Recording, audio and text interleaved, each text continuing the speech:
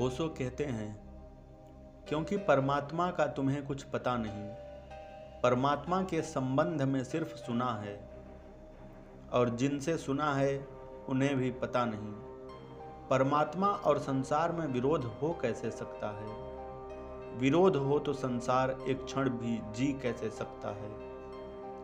बिना परमात्मा के सहारे श्वास चलेगी, बिना परमात्मा के सहारे वृक्ष बढ़ेंगे, बिना परमात्मा के सहारे सूरज में रोशनी होगी, चांद तारों में चमक होगी। बिना परमात्मा के सहारे गति कहाँ से आएगी, ऊर्जा कहाँ से आएगी, जीवन कहाँ से स्पंदित होगा? परमात्मा और संसार में विरोध, इससे ज़्यादा मूढ़ता की और कोई बात नहीं हो सकती।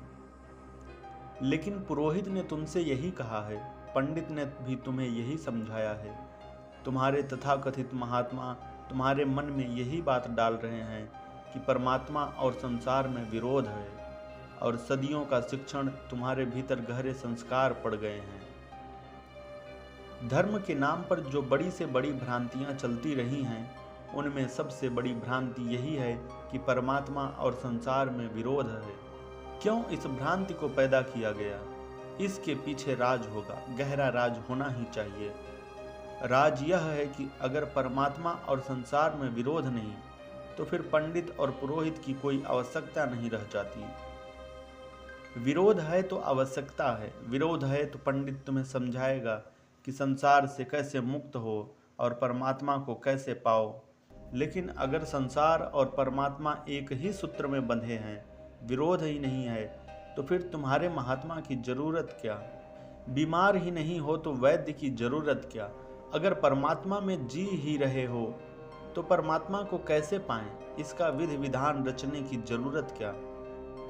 इसलिए जरूरी था कि तथाकथित धार्मिक व्यवसाय परमात्मा और संसार में विरोध का लंबा विवाद खड़ा करे, ताकि तुम्हें समझाए कि तुम संसारी हो और तुम्हें होना है परमात्मामय, और तुम जैसे हो गलत हो और तुम्हें होना है ठीक। ठीक होने की विधि है हमारे पास। इसमें कुछ ऐसा नहीं हुआ कि सारे लोग गैर संसारी हो गए हैं। गैर संसारी होना मुश्किल है, क्योंकि गैर संसारी होने का मतलब है परमात्मा की ऊर्जा से अपने को विरोध में खड़ा कर लेना। पर इतना जरूर हो गया है कि कुछ पागलों ने चेष्टा की है और विकृत हुए हैं, विक्षिप्त हुए हैं। इतना जरूर हुआ है कि जिन्होंने चेष्टा नहीं की, उनके मन में भी विषाक्त हो गए। तुम संसार में हो मगर प्रफुल्लता से नहीं हो, दुकान पर बैठे हो मगर उदास हो, क्योंकि बैठना तो मंदिर में है। काम तो कर रहे हो लेकिन काम में रस नहीं आता। यह तो संसार है, इसकी तो निंदा है तुम्हारे भीतर। पालन पोषण बच्चों का करना है, इसलिए काम भी कर लेते हो। पति भूखा आता होगा तो पत्नी घर भोजन भी बना लेती है, लेकिन सब उदास उदास चल रहा है। तुम्हारे धर्म गुरुओं ने तुम्हारे जीवन का सारा आनंद छीन लिया, तुम्हारे जीवन को एक बड़ी रिक्तता से भर दिया। परमात्मा तो मिला नहीं, साफ है कि परमात्मा नहीं मिला।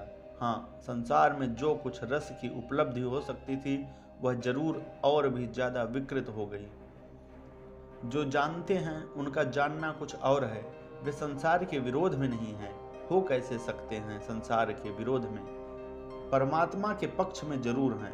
अब जरा थोड़ा समझ कर चलना, एक एक बात को गौर से सुन लेना, नहीं तो गलत समझोगे। वे परमात्मा के पक्ष में हैं, संसार के विरोध में नहीं। और तुम्हारे पंडित पुरोहित, तुम्हारे संत साधु संसार के विरोध में हैं, परमात्मा के पक्ष में नहीं। जो परमात्मा के पक्ष में हैं, वे तुम्हें संसार से नहीं तोड़ना चाहते, सिर्फ परमात्मा से जोड़ना चाहते हैं। और जिस दिन तुम जुड़ जाओगे, उस दिन तुम पाओगे कि संसार में भी थे तुम उसी से जुड़े हुए, सोए सोए जुड़े थे, अब जाग कर जुड़े, बस इतना ही फर्क है।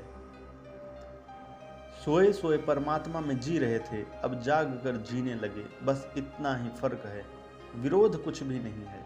जैसे इस बगीचे में कोई सोया हो गहरी नींद में, कोयल आए और गीत गाए, पक्षियों का कलरव हो, सुर निकले, हवाएं वृक्षों में नाचती हुई गुजरें, मगर कोई गहरी नींद में सोया है, हवाएं उसे भी छुएंगी, पक्षियों के गीत उसके कान पर भी गूंज करेंगे, सूरज की किरणें उसके चेहरे पर खेलेंगी, पर उसे कुछ भी पता नहीं।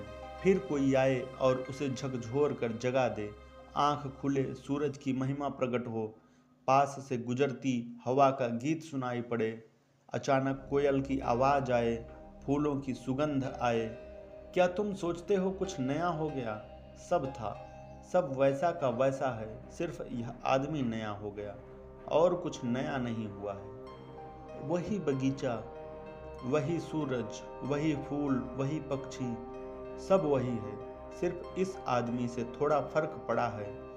यह सोया था, अब जाग गया। संसार का अर्थ है तुम सोए हो परमात्मा में, परमात्मा का अर्थ है तुम जाग गए संसार में। बस इतना ही फर्क है, विरोध जरा भी नहीं है। तुमने आज शराब पी ली, तुम सोचते हो दुनिया बदल गई। तुम आज शराब पीकर रास्ते पर डगमगा कर चलने लगे। तुम्हें लगने लगा कि तूफान आ रहा है, कि अंधड़ उठे हैं, कि भूकंप मालूम होता है, मकान हिल रहे हैं। न तो मकान हिल रहे हैं, न कोई अंधड़ है, न कोई तूफान है, सिर्फ तुम नशे में हो। तुम्हारे पैर डगमगा रहे हैं। नशा उतर जाएगा, तुम पाओगे न कोई भूकंप था, न कोई मकान गिर रहे थे। मुल्ला नसरुद्दीन एक रात अपने घर लौट रहा है, खूब पी गया। चाबी ताले में डालने की कोशिश करता है, लेकिन ताले के छेद में नहीं जाती। हाथ कप कप जाता है, इधर उधर चली जाती है। राह पर खड़ा पुलिस वाला यह सब देख रहा है। दया आई। अक्सर ही नसरुद्दीन की सहायता को उसे आना पड़ता है।